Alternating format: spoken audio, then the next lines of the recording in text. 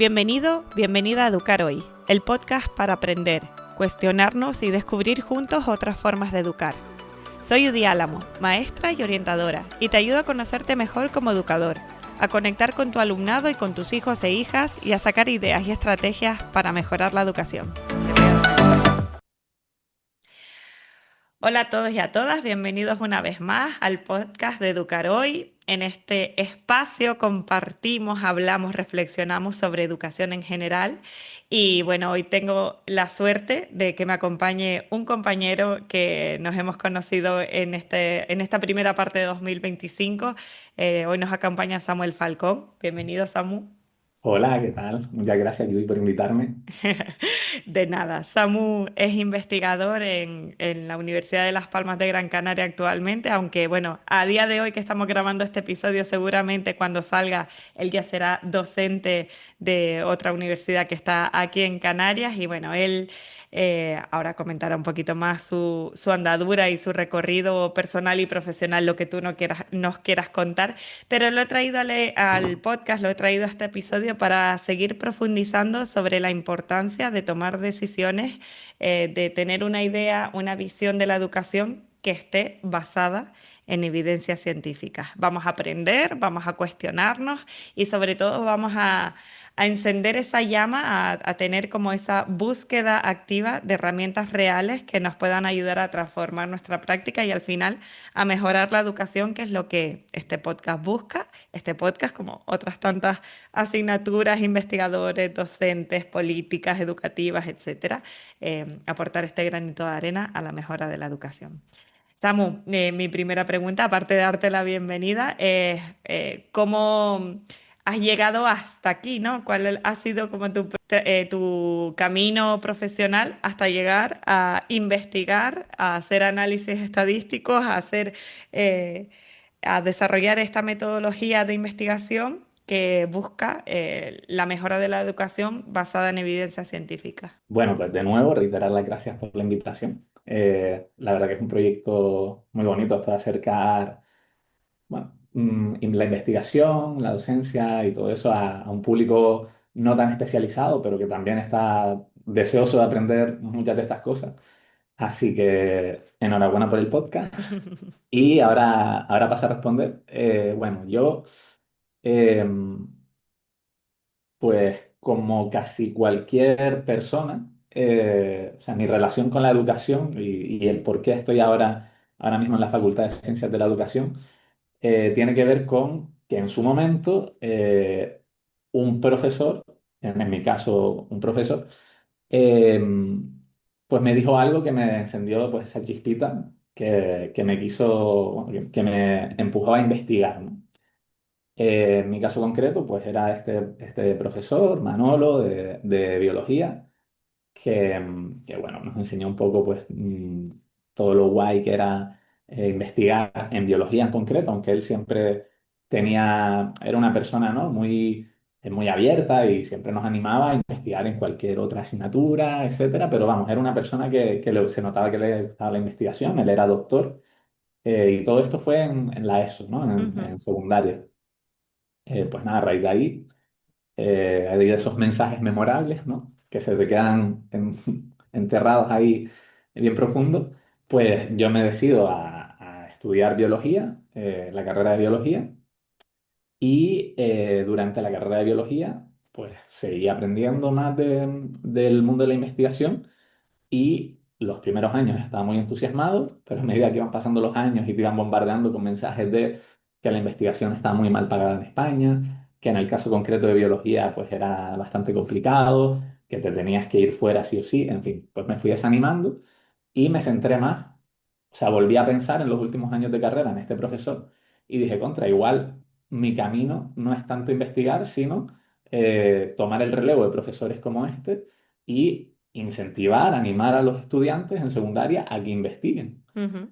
Entonces ahí ya decidí que después de terminar el grado iba a hacer el máster en formación del profesorado aquí en la Universidad de Las Palmas y ahí fue cuando conocí al que sería mi director de tesis, que tampoco, o sea, nos conocimos un poco por casualidad, porque él ni siquiera daba clases en mi especialidad. Y bueno, pero surgió la química. Él es Jaime León, que Ujú, estuvo en el anterior podcast. ujú, Y bueno, él, ya ustedes lo conocerán, pero él tiene un componente metodológico muy fuerte. ujú, Y claro, eso resonó conmigo, que venía de una carrera pues, de ciencias experimentales donde se machaca mucho el diseño de las investigaciones, la parte estadística, el análisis de datos, etcétera. Y si bien, pues eso, uno puede pensar, uy, ¿qué hace un biólogo en la Facultad de Educación? Aunque bueno, siempre está la parte de didácticas específicas, de enseñar a dar biología, enseñar a dar ujú. ciencia. Yo no estoy en esa parte, yo estoy eso, más en la parte de métodos de investigación, análisis de datos, diseño de investigaciones. Y como te digo, pues al final fue el match fue casi perfecto. Nos entendimos muy bien desde el principio y eso hizo que empezara la tesis con él y que la llevara a buen puerto, que hace ya casi un año que la defendí. Y bueno, eso, en los últimos 4 años he estado en la facultad dando alguna clase de esporádica, pero sobre todo investigando y ayudando a compañeros y a compañeras a investigar y aquí estamos. Esa ha sido un poco mi trayectoria. Y en este rol que tienes, que se está desarrollando en los últimos 4 años de investigador, de doctor, ¿qué tres claves nos podrías decir Mm. para, para un docente o un educador que tenga curiosidad y diga, vale, yo quiero saber más de mi profesión, pero quiero que esté basada en evidencias científicas? ¿Qué tres claves nos podría dar, Samu? Pues mira, al final eh, es, es complicado separar el grano de la paja, ¿no? Como se suele Ujú, decir, porque uno quiere, o sea, uno es autodidacta y uno tiene curiosidad y al final siempre acude a Internet y en Internet hay un poco de todo, ¿no? Entonces, en primer lugar, intentar buscar fuentes fiables, ¿vale? Por ejemplo, este podcast mismamente, que es una herramienta, como decía antes, muy buena para acercar las evidencias o la actualidad científica del mundo de la educación al público más general, eh, pues eso está muy bien porque a la gente que traes y que entrevistas, pues efectivamente son investigadores, ujú, ¿vale? Son personas que trabajan en ese campo y eso ya es buena señal, ¿no? Siempre que hay muchos autores, libros, etcétera, pues intentar lo mismo que las fuentes de las personas que han escrito esos libros, pues intentar que sean fuentes fiables. Eh, pero teniendo, digamos, ese- esa clave bien clara, digamos que el resto pues ya viene solo. O sea, podemos buscar blogs, escritos en internet, de nuevo, sabiendo siempre que la información venga de fuentes fiables, que citen estudios, etcétera. Entonces, de las tres claves principales, te diría que la más importante es esa, y luego las otras dos, pues vendrían un poco derivadas de esa. Asegurarte de que siempre la información que estás viendo, pues se cita a la fuente de dónde viene, en fin, un poco muy relacionado con eso. No te diría tres, es que para mí la más importante es esa, o sea, solo una, que la fuente sea fiable, y luego ya, pues el resto viene solo. O sea, digamos que la primera clave sería, la primera y única y casi exclusiva, buscar fuentes fiables. La Correcto. pregunta es, ¿qué es una fuente fiable? Claro, Has ahí, dicho ahí. blogs, has dicho este podcast, pero blogs y podcasts son cuestiones divulgativas, ¿no? Si yo me quiero ir a la Exacto. fuente, ¿cómo busco la Ujú. fuente? Exacto. Bien, al final, ¿cómo podemos fiarnos de una información, ¿no? De unas evidencias, de unos datos? Pues mm, podemos fiarnos de ellos si vienen bueno, si han pasado por lo que se conoce como el método científico, aunque ese método, pues, lo que se enseña en el instituto o en la escuela, pues, a lo que es la realidad, varía mucho y varía mucho entre disciplinas y tal. Ujú, Pero bueno, podemos, o sea, digamos que si proviene esa información de un estudio que ha aplicado ese método, como digo, en mayor o menor medida, porque al final ese método es elástico en función de las, sí, de las áreas en las que se está aplicando. Ujú, Digamos que eso ya es una buena señal.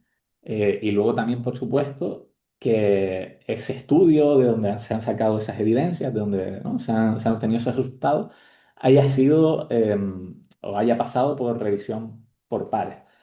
Que eso es la otra gran herramienta con la que cuenta el sistema científico para asegurarnos de que la información que se genera es fiable. Y nada, básicamente consiste en pues ese informe que has redactado después de realizar tu investigación, que muchas veces va a ser un artículo científico, pero otras veces puede ser, no sé, una comunicación a un congreso, etcétera. ujú. Que esa información que tú hayas encontrado la revisen otras dos personas expertas en el campo y además la revisen sin saber ¿Quién que ha eres tú? sido escrita por ti, Ujú, exacto, que está anonimizada y tampoco que esas dos personas no tengan contacto entre ellas. ujú, Entonces, esta revisión por pares lo que permite decirnos o lo que permite decir es que, oye, si tu información ha sido evaluada por dos expertos de forma favorable, sin saber quién eres tú, para que no hayan un conflictos de sesgo. interés Ujú, o sesgos, y sin conocerse entre ellos, por lo mismo, para que no haya conflictos de intereses ni sesgos, si los dos la han aprobado y han visto que el método es fiable, que las conclusiones que se extraen de esos datos, de esos resultados, también son coherentes, etcétera, pues se puede decir que nos podemos fiar de esa información. ujú. El otro día hablando con Jaime en el podcast, él le preguntaba qué hace a un buen artículo o a un buen elemento, un buen artículo o un buen estudio.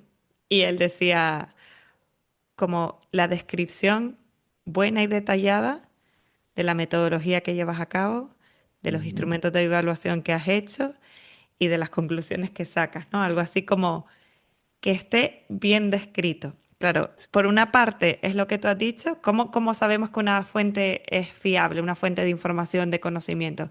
Por una parte es que utiliza el método científico con estas características que traigo del episodio de Jaime, ¿no? Con esa descripción, que esté bien comunicado, que tú lo puedas replicar en una Exacto. población similar, que tú tengas un caso muy parecido y que puedas utilizar exactamente los mismos instrumentos porque ese investigador o esa investigadora lo ha descrito, oye, con este cuestionario, con estos instrumentos, con estas preguntas de entrevista, con esta observación, con lo que sea, ¿no?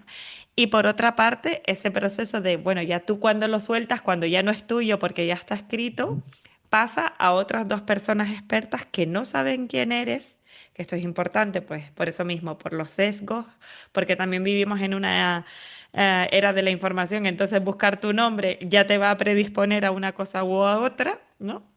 Según raza, sexo, color, origen, etcétera. Exacto, sí, muy bien. Pues para evitar todo eso, la ciencia intenta como asegurarse de, oye, pues nuestro cerebro como personas nos hace trampa, vamos a intentar ser lo más objetivos posibles. ¿Cómo Exacto. buscamos esa objetividad? Pues siguiendo un método científico que, como decía Samu, es elástico, no es lo mismo estudiar científicamente en biología, que es más experimental, o estudiar en psicología, en educación, en economía, que digamos que es más aplicada, Exacto. porque es dentro de la realidad una sociedad cambiante, incluso a mí le decía a los alumnos este año, Dios, que las personas somos complejas, a lo mejor utilizas lo mismo en el curso que viene, ¿no? Esta herramienta a mí me viene genial, este aprendizaje cooperativo, y lo vuelves a utilizar con el mismo grupo de 6 años y a lo mejor no te funciona, pero porque el grupo es diferente, porque hay que tener en cuenta otras variables, ¿no? Entonces, esta diferenciación entre ciencias experimentales y ciencias aplicadas es importante tenerla en cuenta porque también decía Jaime en su entrevista que las ciencias más comportamentales o más humanas han tenido menos recorrido histórico de investigación, ¿no? Y entonces, digamos que ahora que estamos despertando en basar nuestras decisiones en evidencias científicas, que esto es lo que había hecho que la medicina pues avanzara en tan poco tiempo, ¿no? En decir, oye, pues no vamos a hacer solo lo que le ha funcionado a este doctor, a esta doctora, sino vamos a comunicar cómo lo hemos hecho y vamos a ir tomando decisiones en base a todo lo que arroja de bueno y de confusión también la ciencia, ¿no? En este sentido, Samu, para ti, ¿qué tan común es que los docentes, o según lo que tú has visto de tu experiencia personal, lo que has compartido en estos últimos años como investigador, como docente en la universidad, qué tan común es que los profes, los docentes, los educadores, tomemos decisiones basadas en creencias y no tanto en respaldadas por la ciencia? Pues retomando un poco lo que decías y lo que dijo Jaime ayer, creo que cada vez, o sea, como nombrabas, como decías antes, estamos despertando, ¿vale? Como sociedad, porque al final es verdad que basar nuestro trabajo o nuestras prácticas en evidencia, la realidad es que funciona. Ujú, Jaime nombraba el ejemplo de la medicina ayer, que es el más claro, es el más obvio, además, es uno que nos afecta a todos los seres humanos bastante.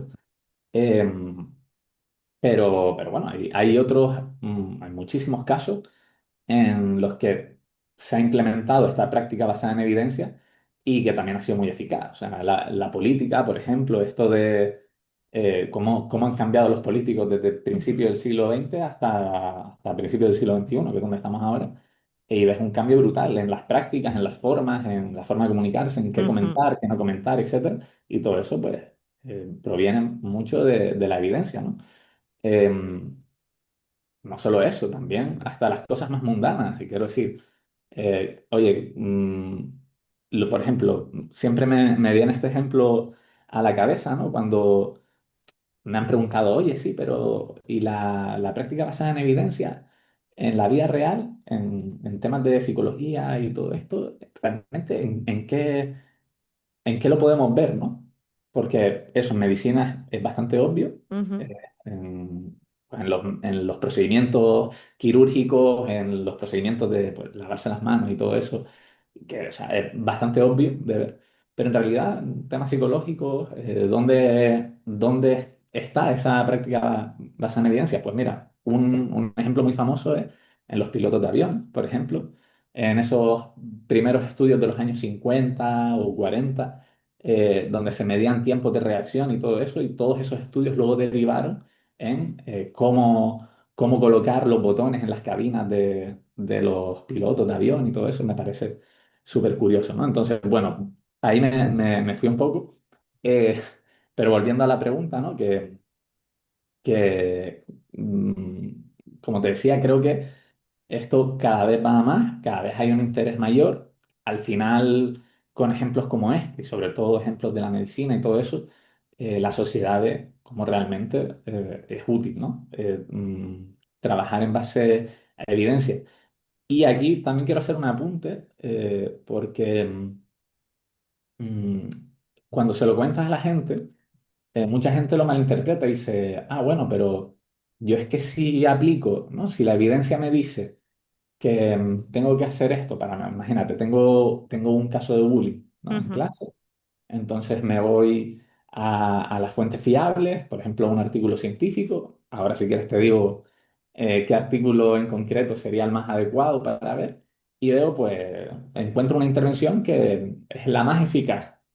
La leo un poco, qué fue lo que hizo, y digo, oye, pero es que yo en mi caso igual tengo un PEMAR o un DIVER, ¿no? ujú, Eh, y esto que hacen, aquí hacen una serie de dinámicas de grupo y tal, que yo no lo puedo aplicar en mi aula porque se me descontrola todo, ¿vale? Y es que al final la práctica basada en evidencias no consiste en coger tal cual la evidencia a lo que se encontró en este estudio y aplicarlo, sino hay un proceso de adaptación y por supuesto de la propia experiencia tuya como docente, de decir esto en este grupo, a pesar de que la evidencia diga que esta forma es la más adecuada, igual no tengo que coger esa, igual puedo irme a justo la que está por debajo, que es otra metodología que no implica pues eso de parar la clase, hacer sesiones, no sé, por lo que te ujú, digo, porque estoy pensando en un Diver, en un PMAR, que igual se te descontrolan un poco si haces ujú, sesiones colectivas y tal, si no es otro enfoque diferente. ujú, Igual ese, contra, pues a mí sí que me viene genial con este grupo o con unas pequeñas adaptaciones, me vendría genial y lo aplico. O sea, al final es un poco eso, la fusión o sea, la práctica basada en evidencia es la fusión de las evidencias, pero también la práctica, la parte de experiencia de cada persona y de cada docente. Al final lo importante es un poco no decir simplemente, bueno, como de toda la vida se ha hecho así, lo voy Ujú. a hacer yo también de esta forma, sino, oye, al menos mira a ver qué es lo que funciona y ya ves tú si lo puedes adaptar o no. Esto que Entonces, dices creo que sí hay engancha, interés ujú. sí, sí. Esto que dices engancha directamente con la siguiente pregunta que te quería hacer, ¿no? Porque una intervención o un artículo científico, en este caso has dicho un artículo que se centra en una intervención, que digamos que es lo que más, ¿no? Investigación-acción nos ayuda como a mejorar la aplicabilidad en la educación. Pero las intervenciones no son recetas, no es A, B, C. Las intervenciones y los artículos científicos es, oye, yo he hecho esto y estos son los resultados. La pregunta sería, ¿qué papel juega la adaptación eh, al contexto que está viviendo los docentes de esas prácticas basadas en evidencias? ¿Qué papel es el que juega el contexto que tú tengas ahora mismo? Claro, claro, es que es vital, ¿sabes? O sea, no, es muy difícil coger e irte a la fuente primaria de información, que eso puede ser un artículo científico, un metaanálisis, lo que sea, y que eso ya esté perfectamente hecho para que tú lo puedas coger y adaptar a tu situación específica. Por eso también, y por eso digo que cada vez hay un interés mayor en la sociedad, han surgido no sé cómo decirlo, realmente no son empresas, son como iniciativas, ¿vale? Como Ujú, por ejemplo la de Educaisa, ujú. em, que trata de acercar estas evidencias sí, a la práctica docente, ¿no? Entonces, pues eso, la iniciativa de Educaisa en concreto, y nombro Educaisa no porque tenga preferencias por la No, Caixa no, ni nada, sino sino porque porque visualmente es muy potente, nos ayuda mucho. no solo eso, sino que al final hay países como Reino Unido, Estados Unidos, etcétera, donde el propio Ministerio de Educación, digamos que lanza estas, o tiene un equipo interno que se dedica a trabajar en este tipo sí, de iniciativas y tienen a una serie de especialistas consultando los últimos artículos científicos, los últimos avances y creando una versión adaptada para que un público no tan especializado, como puedan ser los docentes, los practicantes al final, pues puedan coger esa información y adaptarla de forma mucho más sencilla, porque te lo traducen a un lenguaje no científico, sino a un lenguaje Divulgativo. Ujú. exacto, un lenguaje como de la calle, ¿no? Tú y yo, como Como hablamos lo estamos normalmente. haciendo ahora. Exacto. Además, también se preocupan en generar, pues si la intervención tenía, no sé, una serie de fichas, porque era una intervención para primaria, para mejorar el rendimiento en matemáticas, por ejemplo, pues se dedican además, facilitarle a todas estas personas que quieran consultar esa información. Oye, mira, en este anexo tienes las fichas listas para imprimir y Ujú, usarlas en clase, ujú, o hacerle algún cambio, lo que sea, imprimirlas y usarlas en clase. Entonces, hay países que esto lo hacen los propios organismos públicos, pero en el caso de España y de otros países, España no es el único, ese rol lo ha decidido tomar, no sé muy bien por qué, o no sé si en el futuro igual el ministerio pues decidirá copiar a los otros países y hacerlo él, pero en el caso de España ha sido la Fundación La Caixa la que ha dicho, oye, esto es una idea muy buena, vamos a ujú, implementarlo. Entonces, básicamente hacen eso, van a las fuentes primarias y pues crean, realmente pues son como guías o, sí, realmente son guías donde pues toman esa evidencia y la adaptan a varios contextos. Oye, ujú, esto para primaria, por ejemplo, el feedback, ¿no? Que es algo que se habla mucho y se habla mucho de sus beneficios porque los tiene, pero claro, de nuevo hay que saber adaptarlo ¿Cómo lo bien y adaptamos al claro, contexto? no es lo mismo una clase partiendo de que hay muchos tipos de feedback, vamos a centrarnos en uno, por ejemplo, feedback entre compañeros, el hacer actividades colaborativas donde, por ejemplo, les pedimos que hagan un trabajo y que se los corrijan entre ellos, ¿no? De forma cruzada. Y se dan feedback entre ellos y así, digamos que integran bien, o sea, tienen que tener muy claros cuáles son los Los criterios instrumentos de de evaluación. evaluación, Ujú, etcétera, y así de esta forma ellos también hacen bien sus propios trabajos, en fin, ¿no? Todo este tema. Claro, no es lo mismo aplicar eso en primaria que en secundaria, que en Que en la bachillerato. universidad, Entonces, justamente Educaiza tiene ahí una guía bastante grande, igual son 200 páginas, pero no porque te las tengas que leer enteras, sino porque tú te vas al índice y dices, mira, pues estas páginas de aquí son para primaria y te vas y encuentras diferentes, bueno, aparte de la explicación, ¿no? Un poco teórica y la evidencia, de forma, como decimos, más natural, no tan científica pues una serie de páginas con sus fichas o actividades, propuestas de actividades, etcétera, para que a ti pues se te ilumine un poco la bombilla y digas, ah, pues mira, esto lo puedo coger, esto lo puedo... igual ya adaptar o llevarlo a cabo. tienes una actividad muy Claro. parecida que es sencilla de adaptar y...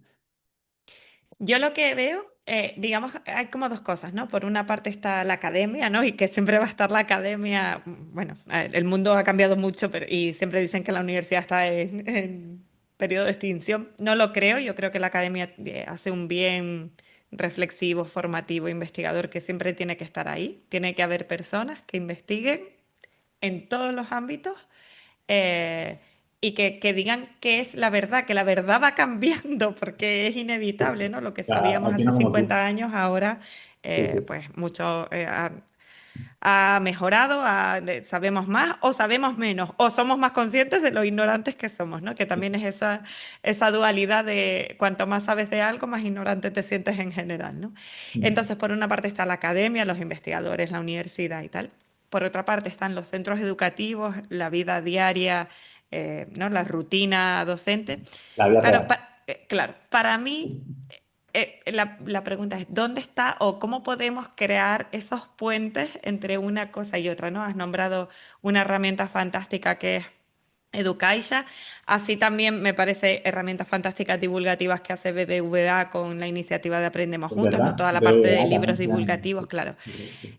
Lo que pasa es que yo siento que en los coles no hay ese momento ni esa figura de reflexión pedagógica, de reflexión basada en evidencias, ni el equipo directivo tampoco suele encarnar esa parte que a lo mejor, pues no, los directores pedagógicos o los jefes de estudios que sean las personas que velen, ¿no?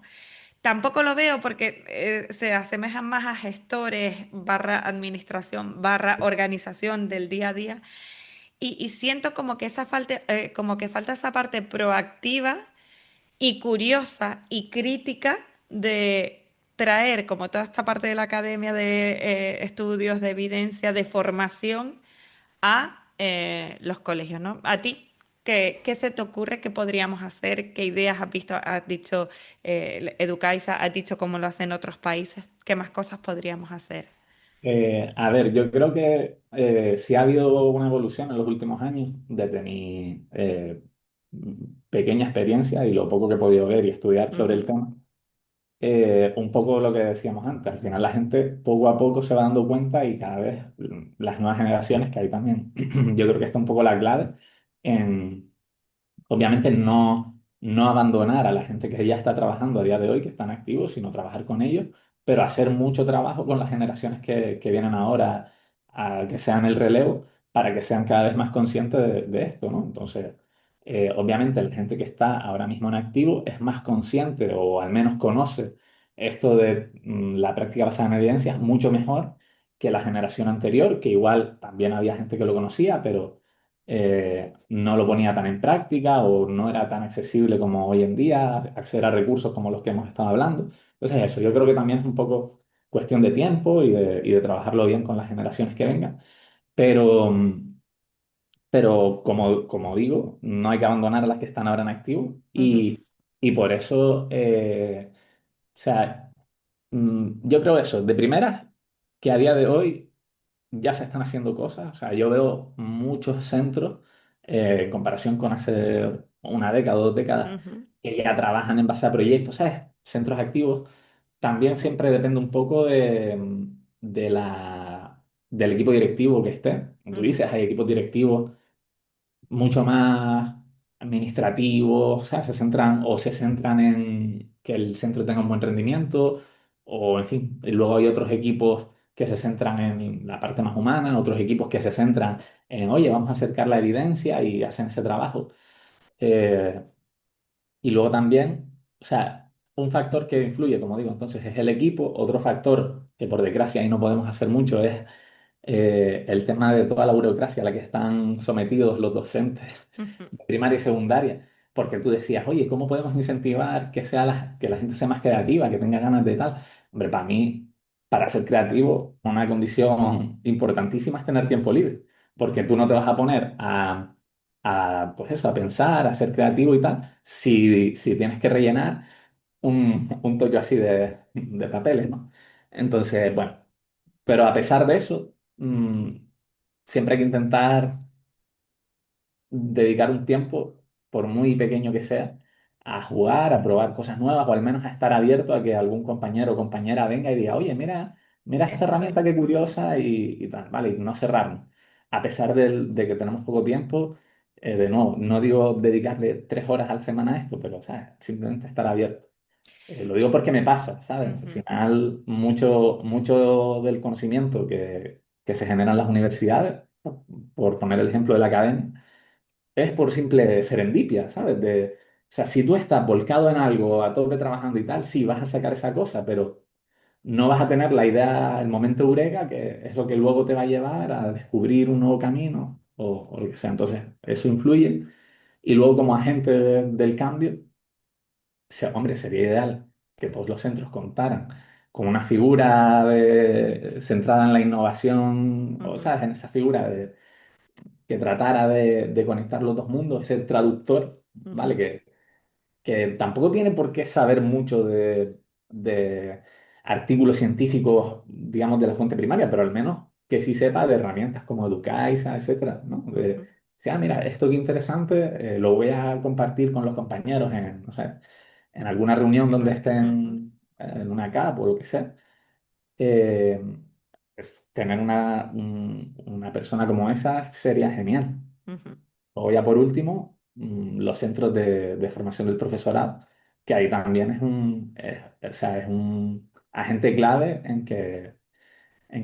pero bueno, yo creo que, o sea, yo soy bastante positivo. Yo creo que ujú, es simplemente cuestión de tiempo y de que al final, pues cada vez se va oyendo más esto, cada vez se va compartiendo más y la gente le va surgiendo más interés. Nosotros hemos ofertado algún curso de extensión universitaria y ujú. siempre se llena muy Tiene gente. rápidamente. Ujú.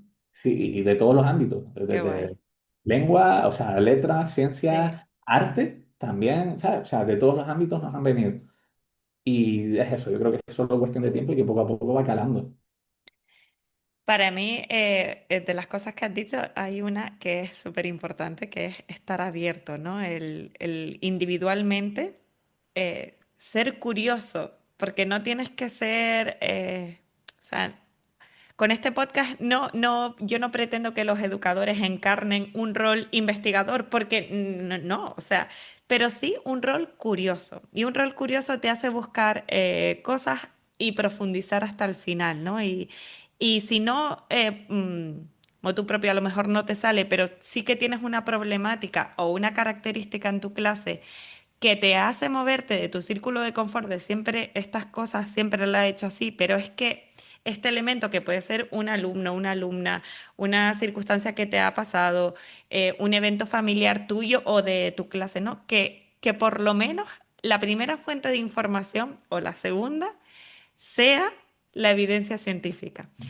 Que evidentemente vayas a preguntarle a un compañero o una compañera o que vayas a Instagram a ver qué hay para una actividad de bullying, ¿no? Para concienciar sobre el bullying porque estoy teniendo conflictos, muchos conflictos en mi clase. O tengo una alumna o un alumno TEA o tengo un alumno muy disruptivo. Vale. Perfecto, pregunta a los compañeros, pregunta al equipo directivo, búscate un libro, busca en Instagram, pero busca en las fuentes de información. Exacto. ¿Cómo se Así buscan las es. fuentes de información? Jaime decía, buscan consensus. Es que no te hace falta, ahora mismo vivimos en una época maravillosa. Utiliza la inteligencia artificial como tu asistente personal que te Justo, ayude con el foco de, vale, ¿qué han hecho? en otros países, en otras comunidades autónomas, en otros centros con respecto a esta problemática. Yo siempre hay algo que pienso que es, alguien lo habrá pensado antes que yo. O sea, yo no me siento la persona más, no, antes decías la palabra eureka, no, no pienso que mis ideas, porque nunca las ideas en psicología lo estudiamos, ¿no? Las ideas siempre vienen de algo, no vienen nunca de la nada, vienen de algo que tú has estudiado, que has recibido, de un input primero, interno o externo, pero vienen de algo, ¿no? Yo tengo siempre esa sensación de seguro que alguien ha investigado esto y si no lo ha investigado, seguramente hay otra línea que se parezca mucho por donde vas, ¿no? Pues esta problemática que tú tienes en el aula, seguramente alguien antes la ha tenido.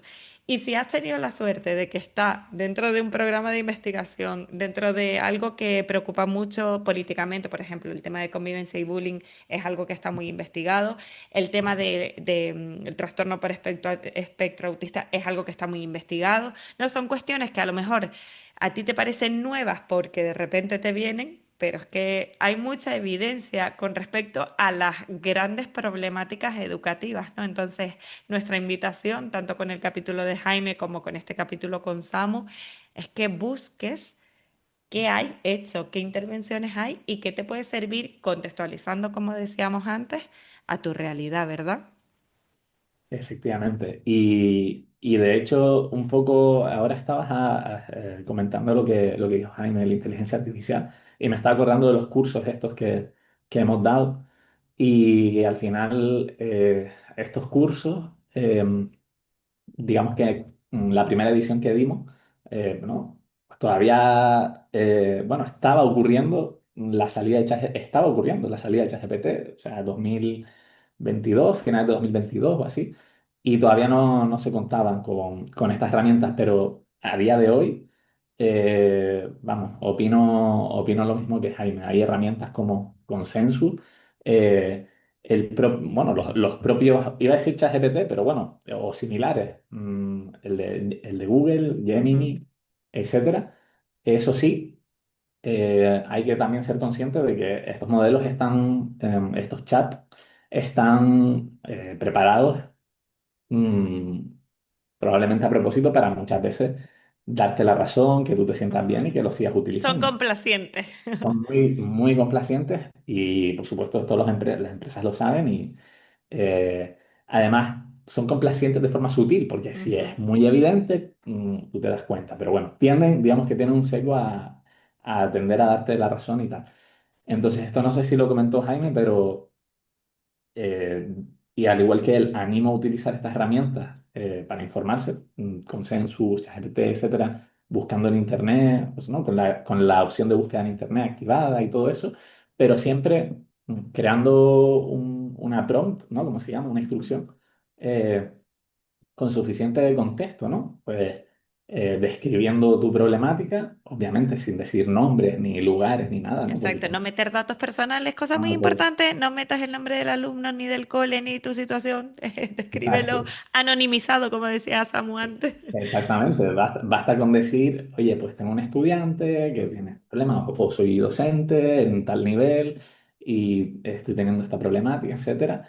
Eh, y quiero decir, plantear esa prompt, esa instrucción o ese chat, porque al final vas a chatear varias veces con él, teniendo en cuenta eso, que va a estar sesgado a que desde que tú le digas, oye, me han dicho que tal metodología es muy buena para tratar este problema. ¿Puedes hacer una búsqueda y confirmar que es así? A ver, puede ser que sea imparcial, o sea, que tengamos suerte y la forma en la que lo hemos escrito, pues, dé a pie a que la respuesta sea imparcial, pero lo más probable es que como ya le hemos dicho que me han dicho que esta metodología es muy Ujú. buena, no sé qué, por ese sesgo de ser complaciente de forma sutil, va a tender a complacerte. Entonces, simplemente eso, a la hora de hacer esas búsquedas y tal, tener esto en cuenta y quizás plantearlo de otra forma. Eh, Oye, quizás primero de forma general, ¿qué metodologías? Eh, Son buenas o están claro, indicadas o y según la evidencia plantearlo, científica exacto, dicen que es más exacto, eficaz plantearlo de esa tratar. forma. Ujú.